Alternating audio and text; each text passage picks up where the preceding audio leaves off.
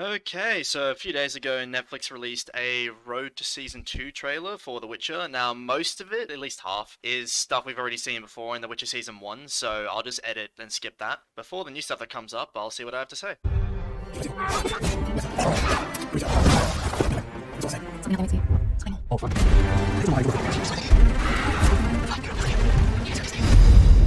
I need to understand some things. Okay, so it looks like this, I think it's at the end of the episode where they meet Nivellen and go into that castle place that we've seen in the other trailer. Ciri, I think she gets that outfit in there because she was in her sort of old tattered Sintra robes before that. So yeah, I think at the end of that episode, like at the start, I'm guessing they kind of barely knew each other, then maybe they put their lives on the line, and then at the end they sit down, it's all over, she's like, alright, what the hell is going on, who are you, please tell me things.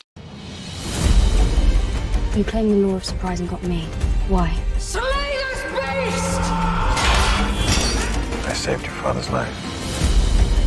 What exactly is Kaer Morhen? We have another shot like we've seen in the other trailer of them walking through the mountains. I'm wondering if this will pan over to like a view of them seeing the castle for the first time, because it is snowy when they arrive at Kaer Morhen in the other trailer. You're home. Finally. Alright, this... I think, did we get... No, so we've only seen the back of Vesemir's head, like this iteration of Vesemir. We've seen him obviously in the games, where he looks very similar to this, and then in the Nightmare of the Wolf show, got some comments about that, which I haven't managed to make a video on yet. But yeah, in the Nightmare of the Wolf show, we see a much younger looking Vesemir, and oh, this is a fancy looking medallion here. And curiously, not the one he has in Nightmare of the Wolf. That looks like Geralt's one, I think. I'd have to double check that. So maybe Vesemir eventually gives Geralt his amulet and he takes a different one. But yeah, and then we've also got some of these other witches in the background as well. And this appears to be one of the new ones. I think we have seen, yeah, Lambert's the dude with the long hair in this iteration, and Eskel looks quite young actually, but he's got the scar on his face. So this is one of the newer characters, and yeah, there's a few of them around. So I'm curious to see where they take that. Vesemir. And we've got some training for Ciri. Geralt kind of doesn't really look like he's paying much attention, actually. But yeah, this is interesting. This kind of like straw dummy. I mean, I suppose something like this would have happened anyway. But it feels like they're kind of trying to pay some homage to the games. Often we saw Ciri training with straw dummies like this. We've got like the pendulum thing back here. Is that what that's... I don't know. This obstacle thing. Kind of reminiscent of the games. But they've gone with a cooler version of it, I think. This thing. Is that a griffin corpse? That's kind of cool. Oh, maybe that's like... maybe the reason they put that in is because in the Netflix canon, I mean, I don't know if Nightmare of the Wolf is in the Netflix canon, but in Nightmare of the Wolf, monsters attacked the fort along with humans, and that was retarded. But I think this is a remnant of that, like one of the monster corpses. I brought her here so she'd be safe. To protect her. Hang on, let me go back a bit. I think this... I think this is White Gull. It's kind of like a drug, but because the witches have a lot of immunities, to them it's just more similar to getting drunk. But there is an important scene with it. Well, two important scenes actually, but in the books only one of them is actually shown, whereas the other one's talked about. I wonder if we'll see both, because in the books you don't actually see much of Ciri arriving at Kaer Morhen. She kind of gets there, then it's a time skip, and I'm wondering if here we'll see more of the beginnings, which could suggest that's this scene. It also could be a later one. Anyway. Protect her. It's hard to do it. Is that? Okay, I'm guessing that is Ciri's hooded robe thing. Maybe this is in Nivellen's house again. Maybe Geralt finds this when he's looking for Ciri or something, because she does switch outfit, and he's like, oh shit, what happened? I don't know who I'm protecting. Or what I'm protecting her from.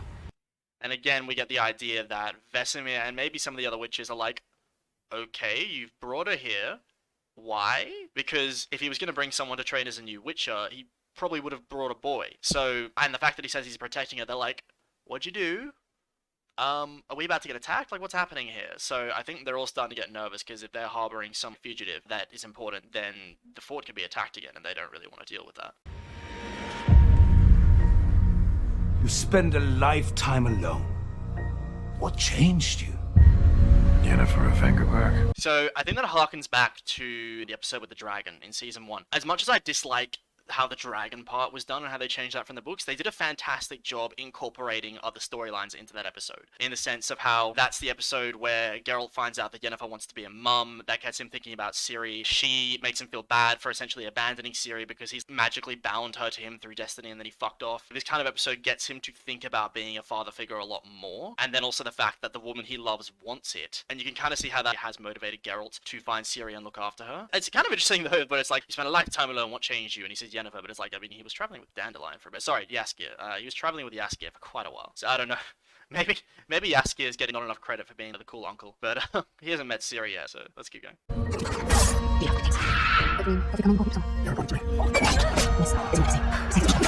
There definitely seem to be giving a more noble angle to Yennefer's character in the show. In the book, she had a lot of the same ideals of like protecting the freedom of the North and so on. Triss talks about it a lot more, and they were both in the same battle, so you can assume that to a degree they were there for the same reasons. Although with Yennefer, she felt quite worthless throughout her life, and this was how she made her life feel like it was worth something, which was a great arc. She doesn't talk about her ideals and stuff in the books a lot, but you can sort of tell that she has them. In the show, they are making a lot of her character traits and thoughts more evident in the things she does, which I think is actually a good thing overall in terms of them adapting it, because you don't have her inner thoughts, you can't just read it. So they are more explicitly outlining certain things she does, where she's much more subtle in the books, but I think it works.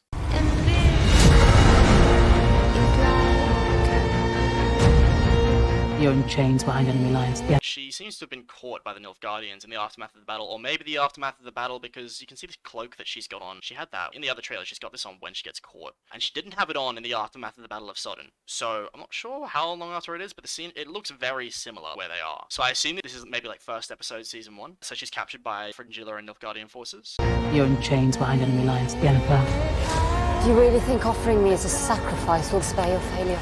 So it seems like Yennefer's under the impression that Fringilla intends to offer her up to Ymir and be like, yo, we lost, but I have the one who carried the battle for them. I think that's what Yennefer thinks Fringilla is doing. But the hunt for Ciri, Yennefer doesn't know about that. So I can't help but wonder if the angle Fringilla intends to go for is like, look, we lost Ciri, but the person protecting her, this is someone they care about, like talking about Geralt, so we can use Yennefer as leverage to get Ciri back. I think that's what Fringilla's doing, and Yennefer just doesn't know.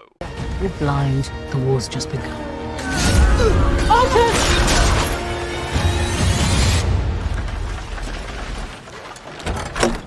Human class. So you can see pointy ears and so on here. So it looks like the Scoia'tael have attacked the Nilfgaardians, which is very strange, because these factions, they have their tensions, but as far as I know at this time, they didn't actually attack each other. So that may be a change we're getting from the books. Because the idea with the Scoia'tael is that Nilfgaard has a lot of slavery and things like that, but they're much less racially biased. So the Scoia'tael, these young elves that are fighting for freedom to try and regain what they've lost, they're being offered a province within the Empire of Nilfgaard, which is like primarily like elven and non-human based, in return for serving Nilfgaard. So the Scoia'tael essentially act as guerrilla fighters behind northern enemy lines. There's a bit more depth that goes into it, but they are very effective. So I don't know why they'd be attacking the Nilfgaardians. Maybe they're going to be going with like multiple factions in the Scoia'tael, and maybe like a darker one's going to win out. I mean, what we could see is Isengrim versus Filavandrel.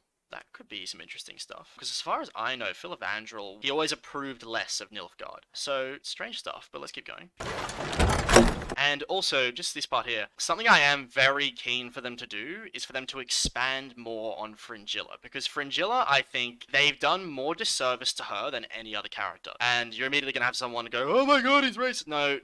Her race has nothing to do with it. They can very easily, like, they kind of did rewrite her backstory to be, like, Zerrikanian or something. Because she's got, like, an uncle or whatever. He's also dark-skinned. So it's very easy to just change her race if they think the actress is better. She's kind of just the most generic, boring villain imaginable in season 1. She's like, yes, I've drank the Kool-Aid, I've seen the light.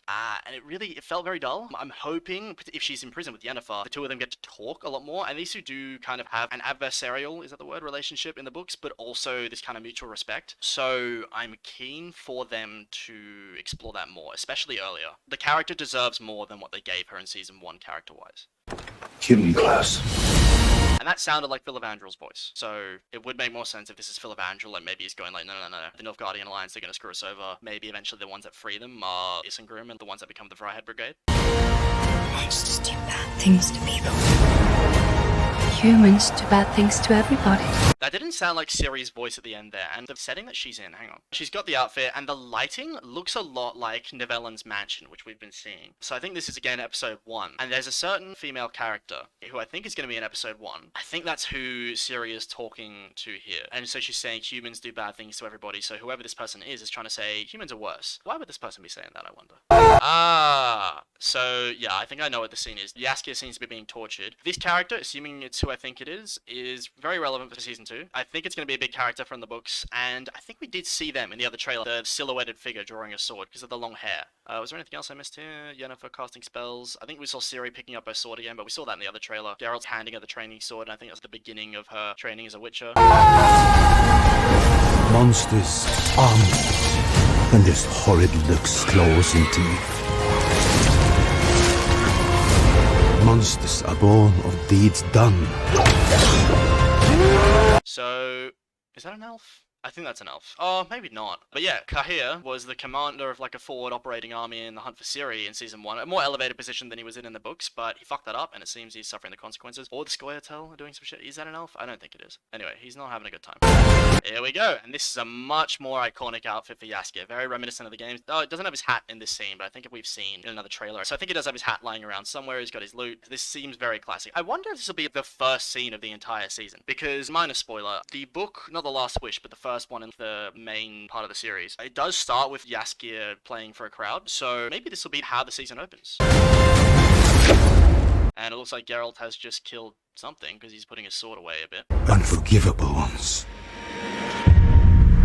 So, I think it was Vesemir who said, Monsters are born of deeds done.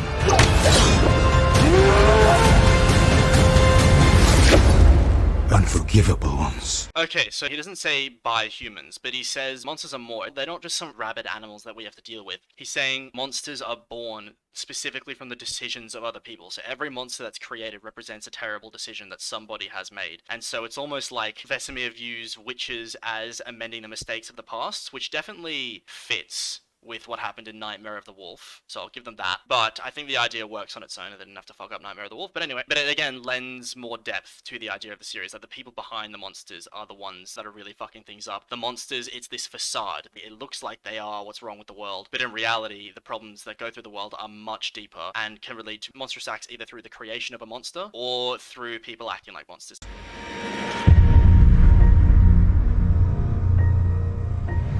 And there we have it. So, going to be a bit of a shorter video because I will be skipping or fast forwarding through a lot of this stuff. But I figured it was worth it because there were some new things that we saw here. I will have more Witcher content coming in the future. Next thing I have planned is my review of Nightmare of the Wolf, which I've been meaning to do for a while, but real life stuff got in the way. So hopefully I'll see you soon.